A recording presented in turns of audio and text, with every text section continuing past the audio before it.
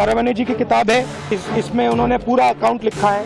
Main line है जो प्रधानमंत्री ने कही, जो उचित समझो वो करो। भारत जब स्वतंत्र हुआ तो किस तरह से पाकिस्तान का बंटवारा हुआ और किस तरह से भारत के पहले प्रधानमंत्री अय्याशी कर रहे थे, इस किताब में मैं उसका जिक्र करना चाहता हूँ। सनक है ये, और सनक इसलिए है कि आप देश का ध्यान भटकाना चाहते हैं। क्योंकि ट्रेटर कौन होता है? ट्रेटर होता है जो अपने देश के साथ, आरपीजी का मैं शब्द इस्तेमाल करूं, गद्दारी करे।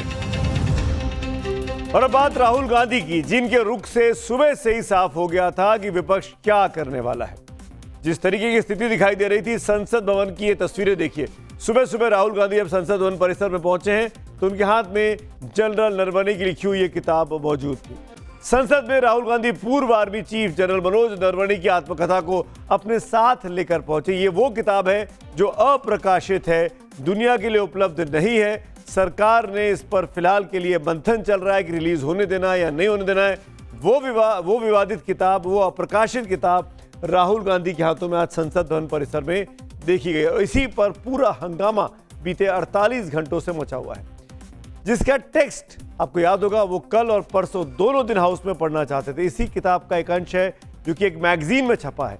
उस मैगजीन के हवाले से वो इस किताब के बारे में पढ़ रहे थे, लेकिन जब ये कहा गया किताब तो छपी नहीं है तो आज वो किताब लेकर हाजिर हो गए। इस पर इतना हंगामा हुआ बीते 2 दिनों में कि आज भी सदन नहीं चल पाया। राहुल गांधी का भाषण पूरा नहीं हो पाया। विपक्ष के नेता हैं वो, और ये जिद है कि पहले उनका भाषण होगा। हालांकि अभी तक ये किताब पब्लिक डोमेन में नहीं है, अप्रकाशित है, लेकिन पता नहीं कैसे राहुल गांधी के हाथ लग गई। अब आप सुनिए कि राहुल गांधी ने किताब को लेकर आज क्या क्या बड़ी बातें कही। This is mister Naravane's book. Naravane ji की किताब है। इसमें उन्होंने पूरा अकाउंट लिखा है और मुझे कहा गया है कि मैं इस बुक को कोट नहीं कर सकता हूं, बट यहाँ पे पूरा लिखा है। यहाँ पे मेन लाइन है जो प्रधानमंत्री ने कही, जो उचित समझो वो करो। राइट? जब chief of army staff general Naravane ने राजनाथ सिंह जी को फोन किया और कहा कि देखिए कैलाश रिज पर चाइनीज टैंक्स आ गए हैं, हमारी टेरिटरी है, कैलाश रिज पर चाइनीज टैंक्स आ गई हैं, हमें क्या करना है। पहले राजनाथ सिंह जी ने उनको रिप्लाई नहीं दिया। उन्होंने जयशंकर जी से पूछा, एनएसए से पूछा, राजनाथ सिंह जी से पूछा, कोई रिप्लाई नहीं आया। फिर उन्होंने राजनाथ सिंह जी को फोन किया। राजनाथ सिंह जी ने कहा कि मैं टॉप से पूछता हूं। राइट? ऑर्डर था, स्टैंडिंग ऑर्डर था टॉप का कि अगर चाइनीज फोर्सेस अंदर आएंगी तो उन पे बिना हमारे पूछे फायर नहीं करना है। नरेंद्र मोदी जी ने मैसेज दिया कि देखिए, जो उचित समझो वो करो। मतलब नरेंद्र मोदी जी ने अपनी जिम्मेदारी पूरी नहीं की। उन्होंने आर्मी चीफ से कहा कि देखो भैया, आपको जो करना है करो, मेरी बस की नहीं है। अमूमन असदुद्दीन ओवैसी राहुल गांधी के साथ सुर में सुर नहीं मिलाते हैं, उनकी मुखालफत करते हैं। कांग्रेस का और उनका वोट बैंक दरअसल सेम जो है वो मुस्लिम वोट बैंक। लेकिन आज जो कुछ राहुल गांधी कह रहे हैं वही बात असदुद्दीन ओवैसी ने भी कही है। क्या कहा है ये मैं आगे आपको विस्तार से बताऊंगा कि असदुद्दीन ओवैसी क्यों राहुल गांधी के साथ खड़े हो गए। लेकिन उससे पहले आज संसद में 3 बड़ी चीजें हुई जो आपको पता होनी चाहिए। लोकसभा में विपक्ष का हंगामा जारी रहा, फिर लोकसभा स्पीकर के कक्ष में भी विपक्ष का हंगामा जारी रहा। आज सभा के स्पीकर के कमरे के अंदर भी हंगामा देखा गया, और सदन के बाहर राहुल गांधी का नवनीत बिट्टू पर गद्दार दोस्त वाला तंज, ट्रेटर फ्रेंड। लोकसभा में जिस वक्त वाणिज्य मंत्री पीयूष गोयल अमेरिका से टैरिफ डील वाला बयान दे रहे थे, उसी वक्त विपक्ष ने जमकर हंगामा आज सुबह सुबह शुरू कर दिया था। यहां तक कि विपक्षी सांसद ट्रेजरी बेंच की तरफ चले गए। इस पर विपक्ष को लोकसभा स्पीकर ओम बिरला ने काफी नसीहत भी दी, लेकिन विपक्ष मानने को तैयार नहीं हुआ। तो देश के अंदर विरोध हुआ है, लेकिन मर्यादाएं कभी नहीं तोड़ी। लेकिन आप जो मर्यादाएं तोड़ रहे हैं, ये उचित नहीं है। विरोध आवाज से नहीं, शब्दों से होता है, विरोध तर्कों से होता है, नारेबाजी से, बैनर से विरोध नहीं होता। और आखिरकार स्पीकर ने सदन की कार्रवाई उस वक्त रोक दी, लेकिन इससे समस्या का समाधान हुआ नहीं। स्पीकर के कक्ष में विपक्षी सांसद पहुंचे और उन्होंने बीजेपी सांसद निशिकांत दुबे के सस्पेंशन की मांग कर दी। हुआ दरअसल ये कि लोकसभा में निशिकांत दुबे कई किताबों के साथ आज पहुंचे थे और नेहरू गांधी परिवार पर बहुत ही तीखे और गंभीर आरोप लगा दिए।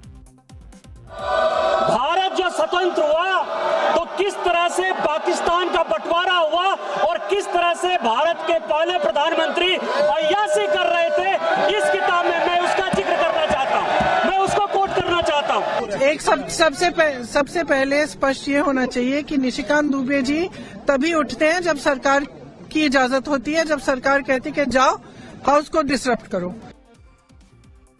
विपक्ष खासकर कांग्रेस की शिकायत है कि राहुल गांधी के लिए स्पीकर ने नियमों का हवाला दिया तो वही नियम निशिकांत दुबे पर लागू क्यों नहीं होते। इन आरोपों प्रत्यारोपों के बीच सदन पहले 2 बजे तक के लिए और उसके बाद फिर 5 बजे तक के लिए स्थगित करना पड़ा। 5 बजे आज राष्ट्रपति के अभिभाषण पर धन्यवाद प्रस्ताव पर प्रधानमंत्री मोदी का भाषण तय था। यह ऑफिशियली तय हो चुका था बिजनेस एडवाइजरी कमेटी में, लेकिन सदन कल सुबह अचानक जब 5 बजे मिला तो कल सुबह 11 बजे तक के लिए स्थगित कर दिया गया। इसकी व्याख्या विपक्ष और सरकार अपने अपने हिसाब से अब कर रहे हैं। क्यों नहीं आया? डर के भाग गया, डर के भाग गया। जो डर गया वो क्या हुआ? वो क्या हुआ? मर गया पॉलिटिकली। इधर सदन के बाहर दिन में कांग्रेस के नेता सरकार के खिलाफ विरोध प्रदर्शन कर रहे थे। उसी वक्त रेल राज्य मंत्री जो कि पंजाब से आते हैं रवनीत सिंह बिट्टू वहां से गुजरे तो राहुल गांधी ने कुछ कहते हुए हाथ मिलाने के लिए हाथ आगे बढ़ाया, लेकिन बिट्टू ने हाथ नहीं मिलाया।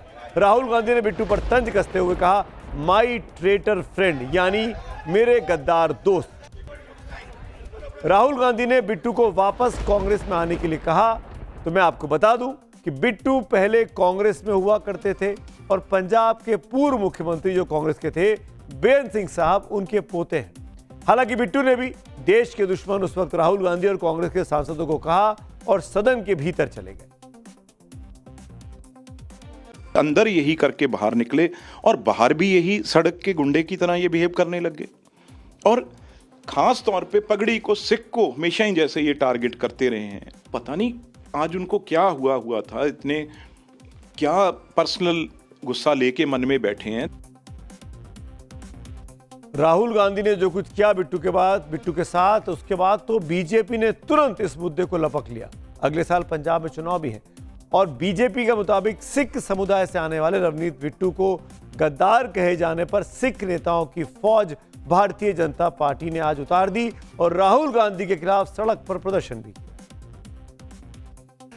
ट्रेटर शब्द बाय एंड लार्ज ट्रांसलेशन उसकी गद्दार हो सकता है, बट नॉट फुली। ट्रेटर वो व्यक्ति होता है हु बिट्रेज हिज नेशन। तो ये शब्द लाइटली नहीं लेना चाहिए। राहुल गांधी, रवनीत बिट्टू एक जमाने में कांग्रेस में हुआ करते थे। रवनीत बिट्टू ने कांग्रेस की जब भारत जोड़ो यात्रा कर रहे थे राहुल गांधी साथ में पैदल भी चले, लेकिन उसके बाद चुनाव के पहले, पिछले लोकसभा चुनाव के पहले वो कांग्रेस छोड़कर भाजपा में आ गए और अब देखिए फिलहाल तो राज्यसभा से सांसद तो चुनाव लड़े थे, हार गए थे। 1 साल बाद पंजाब विधानसभा के चुनाव होने हैं।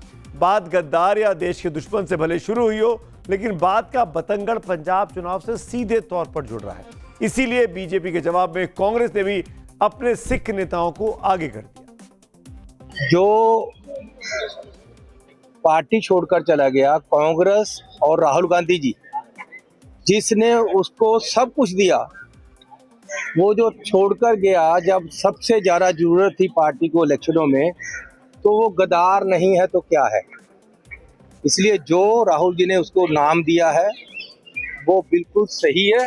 जो गद्दारी करता है, जो आसान फरामोश होता है, उसको अकीर्तकण बोलते हैं। और ये जो रवनीत सिंह बिट्टू है ये अकीर्तकण है। इसने आसानों के बदले गद्दारी दी है। बात चीन से शुरू हुई थी, बात गद्दार पे आ गई, पंजाब पर आ गई, लेकिन गद्दार शब्द से याद आया कि देश चीन की गद्दारी या कहें कि विश्वासघात को बीते 6 दशक से झेलता आ रहा है। कभी पहले प्रधानमंत्री जवाहरलाल नेहरू ने चीन पर आंख मूंद कर भरोसा कर लिया था। उन्हें लगता था कि चीन और भारत मिलकर मजबूत ताकत बनेंगे, लेकिन चीन ने दोस्ती की पीठ में गद्दारी के खंजर भोंक दिया था। 1962 में चीन के हमले के बाद कोई हिंदुस्तानी चीन पर सपने में भी भरोसा अब नहीं करता है। कूटनीति की मजबूरियां होंगी कि दिल ना मिलने पर भी हाथ मिलाने पड़ते हैं। प्रधानमंत्री नरेंद्र मोदी ने कूटनीति की दुनिया में चीन को कभी भरोसे के काबिल नहीं समझा है। कारोबारी रिश्तों का निर्वाह और भारत के हितों के सवाल के कारण चीन से हाथ मिलाना मजबूरी हो सकती है, लेकिन सहज दोस्ती तो बिल्कुल नहीं। इस समय उसी चीन पर संसद में संग्राम छिड़ा है। राहुल गांधी तो हमला बोल ही रहे। कांग्रेस का विरोध करने वाले AIMIM के प्रमुख असदुद्दीन ओवैसी ने भी चीन को लेकर बहुत ही कड़े तेवर दिखाए, लेकिन राजनीतिक सवालों के साथ ओवैसी ने जो ट्वीट किया उसमें केंद्र सरकार से कुछ कड़े सवाल पूछे। ओवैसी ने पूछा है कि क्या भारतीय सेना चीन के साथ सटी हुई सीमा पर उन सभी क्षेत्रों में गश्त करने में सक्षम है जहां पर अप्रैल 2020 से पहले गश्त करा करती थी। ओवैसी ने यह भी पूछा कि अगर नहीं तो और उसमें बफर जोन कब तक रहेंगे। उन्होंने यह भी जानना चाहा कि सरकार ने पड़ोसी देश के साथ क्या समझौता किया है, और यह भी पूछा कि सरकार ने चीनी सीमा पर हमारी सेना की फायरिंग करने पर इतनी पाबंदियां क्यों लगा रखी। ओवैसी ने, आपको याद होगा, ये वही ओवैसी है जो ऑपरेशन सिंदूर के बाद सरकार का पक्ष या हिंदुस्तान का पक्ष रखने के लिए सरकार का नुमाइंदा बनकर दुनिया भर में अलग अलग मुल्कों में घूम रहे थे और भारत के बारे में बैटिंग कर रहे थे। आज वही ओवैसी उसी सरकार से चीन के बारे में सवाल पूछ रहे हैं। वही भाषा जो राहुल गांधी की है। ओवैसी भी राहुल गांधी की पिच पर अब खेलने आए। आप देखिए कि राहुल गांधी और ओवैसी के बयान चीन को लेकर कैसे एक दूसरे से बिल्कुल मिल रहे हैं। राहुल और ओवैसी दोनों आरोप लगा रहे हैं कि केंद्र सरकार चीन से डरी हुई है। दोनों यही सवाल पूछ रहे हैं कि सेना को गोलीबारी करने पर इतनी पाबंदी क्यों लगाई गई है। इस पर बीजेपी का आरोप है कि चाहे राहुल गांधी हो या फिर ओवैसी, दोनों ही सेना का मनोबल गिरा रहे हैं।